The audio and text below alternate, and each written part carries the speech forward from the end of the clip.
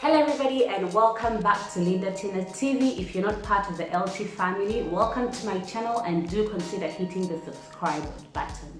Now today we're going to be having a chit chat about relationships, but not just any relationships. We are going to be talking about long distance relationships.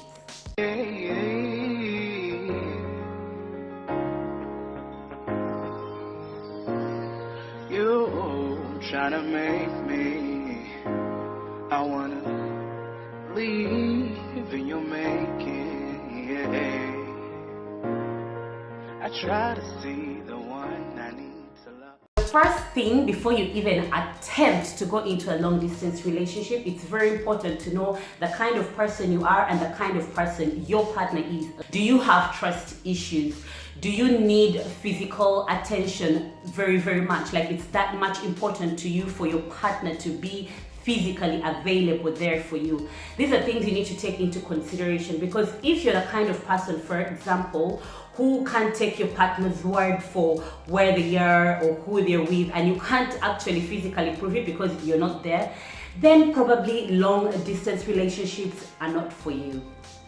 Communication. Now this must be the most important thing in any relationship, but it's even more important in a long distance relationship. You need to be in touch with your partner as much as you possibly can using all this technology we have. I mean, there's so many applications. We have FaceTime where you can actually get to see this person, see the look on their faces, see them smile, and communication is very important because you don't have any other way of being together, if I can put it that way. So the only way you can actually feel the presence of your partner is by constantly communicating with them, constantly calling them.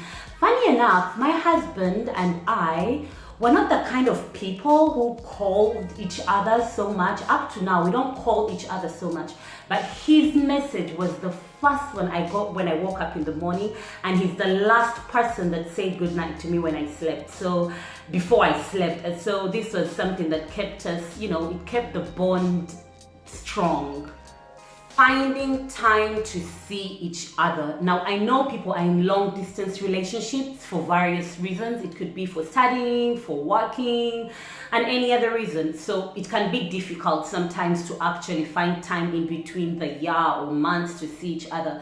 But make an effort to see your partner if you're in a long distance relationship any opportunity you have. Now, when you're living oceans apart, that could also mean an added expense, which may not be possible sometimes.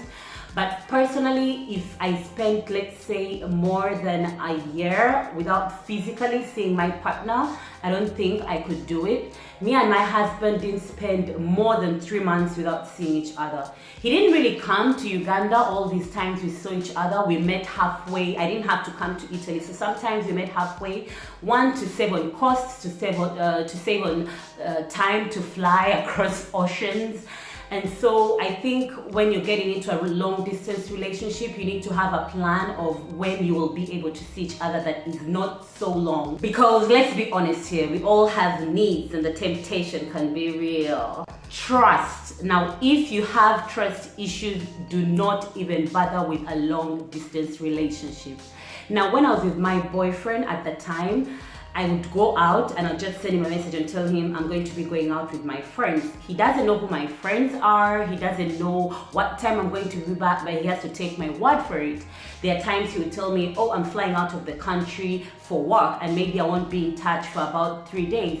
And I had to take his word for that. So if you're the kind of person who needs to physically see your partner, see where they're going and who they're with, you're probably not going to be able to handle a long distance relationship. You have to really trust your partner. And this is one of the challenges in the long distance relationship. You just have to take your partner's word for whatever they say. I know it's the same as in a relationship where the partner lives in the same country or the same location, but at least if they're in close proximity, you could drop there. If someone says they're going to a hotel X and you don't want to you don't believe that they're going to be there, you can just pop there. But if someone is in Russia and they tell you, oh, I'm going out with a work colleague for dinner, for a work dinner, you can't pop there because you're not going to jump on a plane to go to Russia. So trust is very paramount.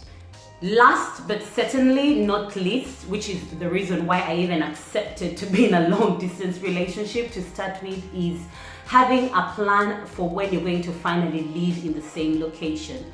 Now, for people who are in long distance relationships and it's indefinite, like you don't know when you're actually going to live in the same place, I don't know how you do it. I'm being honest here. So when you get into a long distance relationship, it's very, very, very important that you have a plan of when you're finally going to be in the same place.